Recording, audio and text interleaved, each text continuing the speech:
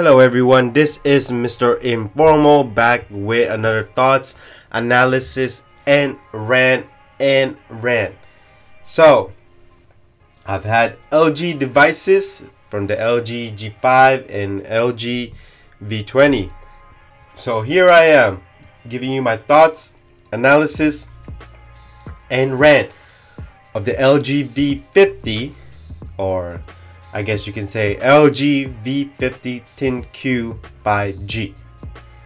So I've seen videos, I've read all the specs, I've seen all types of hands-on, I've seen all types of other thoughts out there. So first and foremost, let's get on with the specs. Okay, we have a 6.4 inch quad 1440 by 3120 pixels screen resolution, 6 gigs of RAM, 4000 milliamps battery. It has IP68 dust and waterproof. The screen is made of OLED, which is pretty nice. Glass, Corning Gorilla Glass 5. It has Dolby Vision HDR10, always on display. Uses the Snapdragon 855, 128 gig of internal storage. Obviously, it has a micro SD. It has three cameras, a standard lens. We have 27 millimeters f1.5 with 3-axis OIS, dual pixel phase detection autofocus, which is pretty nice. 52 millimeters telephoto f2.4, which also has OIS, and it also has 2x optical zoom. That's pretty amazing. And then 60 megapixels 16mm ultra wide f1.9 with no autofocus. That's quite a downer. And so video features are 4K 30 and 60 frames per second, 1080p 3060 and 240 frames per second. That could be good for slow motion. It has 24-bit stereo sound recording, which is, as you know, and even back in the LG V20 days, always great video. And then it has two front cameras, 8 megapixels 26mm, no IS, 5 megapixels f2.2, no OIS. Not only that, it doesn't even have the camera that the LG G8 has, which uses the hand gestures, all types of gestures. So that's a bad thing. And then it also has 1080p 60 frames per second.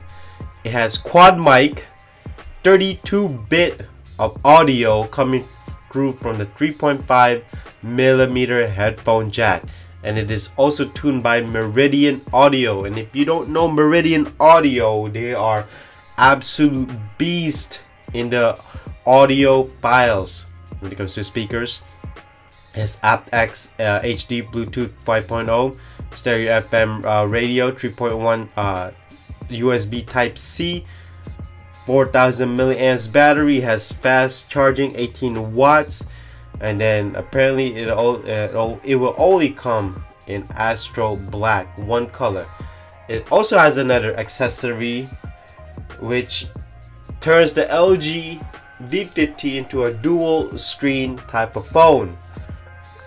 But that is only an accessory and is not available in the US, which I will talk about later on, and I'm not happy about it. And this will probably be around I'm guessing $800 to $900, around there. I would not be surprised if it was $1,000, but it should not cost $1,000. And with the LG V series, it will have great audio, great mics, and also great video. So my thoughts on this LG V50 ThinQ 5G. There's a reason why there's a 5G, because it has all the antenna bands for 5G. So when 5G rolls out, it will be ready for 5G. But this LG V50, same as the LG G8, is just trying to do enough to make themselves feel relevant. And why is that? I don't know. No one seems to know what's going on with LG. It seems like they're just doing enough. I don't get it. I really don't get it.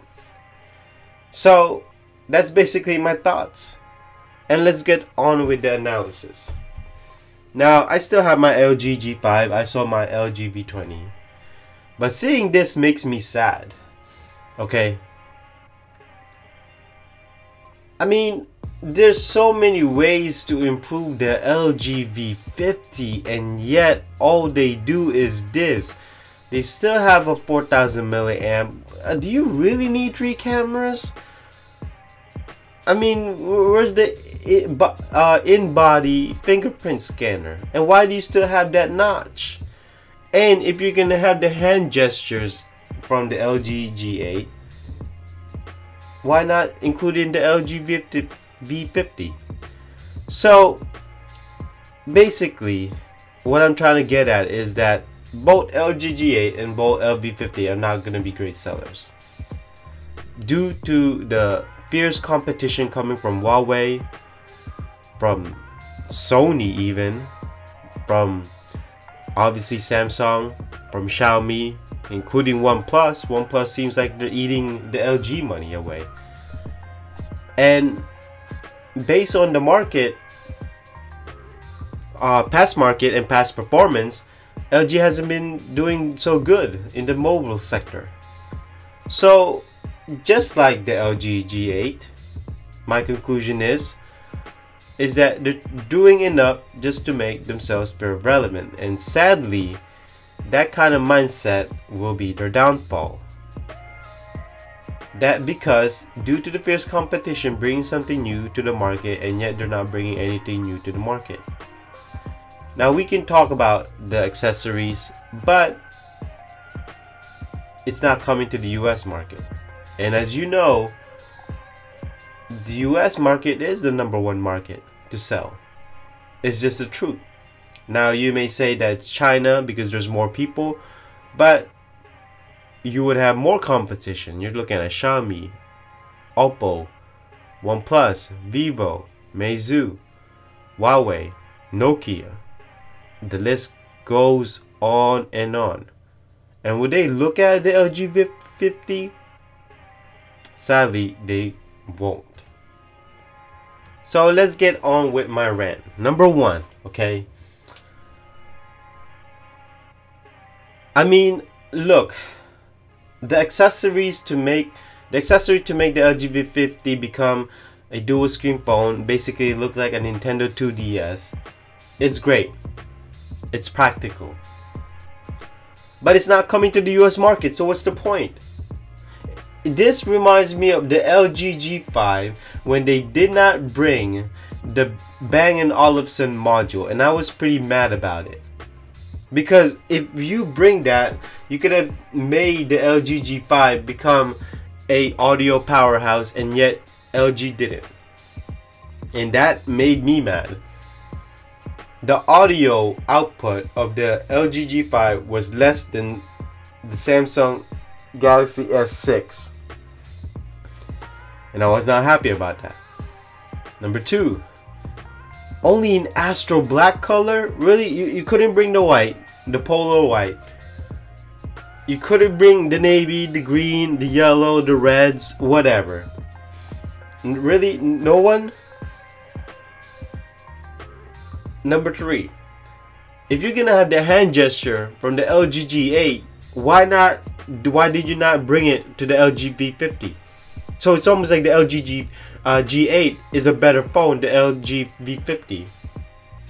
You got it, the LG phones must have consistency. You can't have one or the other. And not only that, the LG V50 has enough space to put that depth sensor, or whatever sensor you want to call it. I just don't get it. So now this is number 3, right? And number 4, do we need a 5G? I mean, think about it. 5G is not gonna be general until 2020 or 2021. It's not gonna be everywhere. So what's the point of it? By then you would probably have a phone that's already 5G that has better antenna bands, it has better technology. So what's the point of having a 5G? So by doing this, you suddenly raise up the price. But if you didn't have the 5G, you could have lowered the price. Another thing is that only 4,000 milliamps battery. Why? I mean, why can't we just have a higher battery capacity? I'm saying this because I know the LG V50's capability. High fidelity audio, high fidelity video, the quad mic, and I've used the V20. I know what the mic's capability. This is basically the blogger's phone when it comes to recording. This is the phone. And if you're into a high-end audio, this is the phone. There's no doubt in my mind, there's no phone in the market that has high-end audio as good as the V series from LG. It just doesn't make sense. It's almost as though LG doesn't know what they want or what they want to bring to the market. And that's basically the last reason why I'm ranting, okay? Because LG doesn't seem to know where they're going, what they want, what do they want to bring to the consumer, what they want to bring to the table compared to the competition. And it just saddens me that a few years ago, this company used to be the experimental company, the company who wants to try new things, that wants to bring something even though it doesn't make sense. I like the removable feature from the LG G5, how you can just pop out the battery. If you have a low battery, then boom, pop it out again. But I just didn't like why they didn't bring the Bang & Olufsen module. It just didn't make sense. So it's like a give and take. It's like, man, why don't you just be consistent here? So that basically ends my rant because I really don't understand what LG is doing. If you know what LG is doing, let me know down in the comments below. Okay? And so that basically concludes my thoughts, analysis, and rant on the LG V50. I will see you in the next one. Bye-bye.